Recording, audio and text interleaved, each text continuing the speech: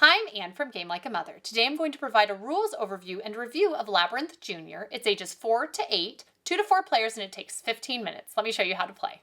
The goal of the game is to be the person to collect the most secret items. For game setup, we have a 4-player game here. Each player starts on their colored dot on the corner that corresponds to their color. And there are some pieces that are in certain spots that cannot be moved. They're attached to the board. And for everything else, you're supposed to flip them out randomly. And these are the ones that can all be shifted. There are a couple that are two-sided. If you're going for an easier game, you do it on the path with 4 sides. If you're going for a harder, you just do the bend. This is our first time through, so we'll do the easiest one possible. But you can switch that for future games if you want more advanced level play. Once you have the board set up, you will notice there is 1 extra token. That is good. You're supposed to have that. You place it off to the side, and then whoever's the youngest player gets to go first. We'll say it's purple. They select one of these secret items and flip it over at random, and they are trying to make it so that they can move to get to the white unicorn. And they can't get to the unicorn currently because the paths don't lead directly to him. If they could, if they had gotten the owl, they wouldn't have to slide this in the base level of the game. They could just move to the owl, and then that would be it for their turn. However, on these arrows, that's the locations where you can slide in the piece. So they would slide this one in, and then the ghost would go off to the side for the next person. And now purple can go and collect the unicorn, place it by their side, and then it would be, we'll say orange is next, and they get to do the same thing. They flip over one, and for them, they don't even have to put this in the base level of the game. They can just go and collect the genie, place it by their side, and then we move on to blue.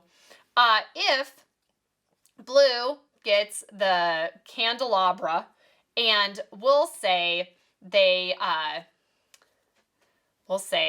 slide in, they aren't able to get there, we'll say, although they could pretty easily. But we'll go ahead and slide it like this, and then they can choose where to go where they think it's the closest spot next to it. That's what you do if you can't earn it.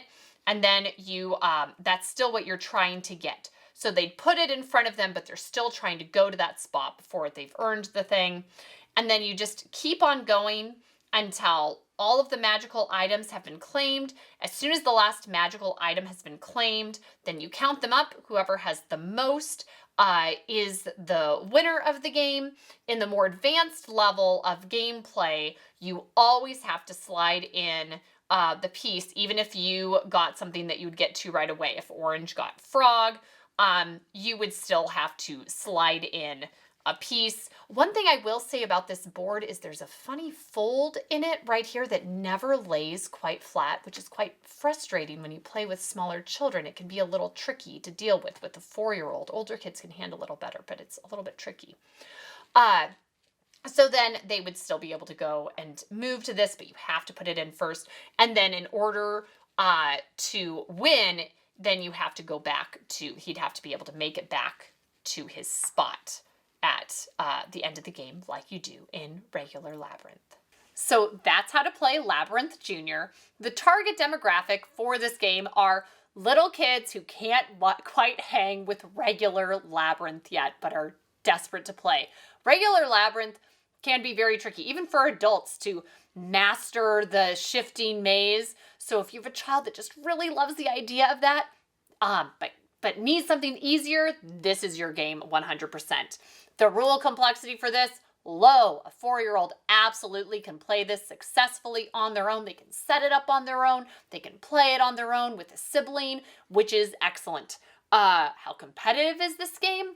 Very low, especially if you play on the easiest setting, which I really like because You don't necessarily want a bunch of frustration if you're playing with a 4-year-old. You want them to feel successful at the game and not sit there and, oh, can't get to my item again. I can't get to my item again.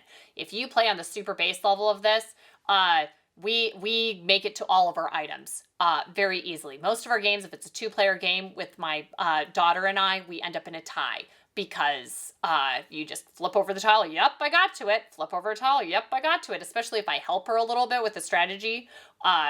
It's very easy. But they have it so it can level up a little bit and get a little more, take you closer to regular Labyrinth where you have to put in the tile to shift the maze each time and you have to make it back to your starting point. So they do a good job of just, you can adjust it to whatever level you need it to be.